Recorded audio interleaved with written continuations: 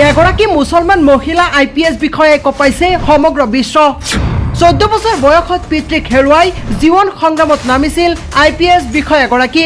কৃষকৰ কন্যা IPS ইলমা আফৰোজ হৈ পৰিছে এতিয়া প্ৰেৰণাৰ উৎস হয় এই ভিডিঅ'টো আপোনালোকে যিমান পাৰে শ্বেয়াৰ কৰি দিয়ক কিয়নো এইবাৰ এগৰাকী কৃষকৰ কন্যা হলগৈ IPS বিষয়া এগৰাকী কৃষকৰ কন্যা নিজ পিতৃক হেৰুৱাৰ পিছত কিমানখিনি আগবাঢ়িব পাৰে তাৰে এক জ্বলন্ত উদাহৰণ হৈছে ইলমা আফৰোজ 14 বছৰ বয়সত পিতৃক হেৰুৱাইছিল এইগৰাকী ইলমা আফৰোজে পিতৃক হেৰুৱাৰ পিছত ইলমা আফৰোজৰ পৰিয়ালটো হৈ পৰিছিল অকলশৰীয়া এক সাক্ষাৎকাৰত ইলমা আফৰোজে কয় পিতৃৰ মৃত্যুৰ পাছত মাতৃয়ে বহু কষ্ট কৰি ডাঙৰ দীঘল কৰিছিল আৰু মাতৃয়ে অশেষ কষ্ট কৰি ডাঙৰ দীঘল কৰা ইলমা আফৰোজ এতিয়া হৈ পৰিছে সকলোৰে বাবে প্ৰেৰণাৰ উৎস আৰু এবাৰ IPS বিষয়া হলগৈ ইলমা আফৰোজ এইগৰাকী ইলমা আফৰোজৰ পিতৃ আছিল ইলমা আফৰোজৰ বাবে প্ৰেৰণাৰ উৎস আজি তেওঁ বিশ্বৰ মহিলাসকলৰ বাবে আদৰ্শ হৈ পৰিছে 2018 চনত তেওঁ IPS বিষয়া হৈছিল তেওঁৰ এই সফলতাৰ পিছত সামাজিক মাধ্যমত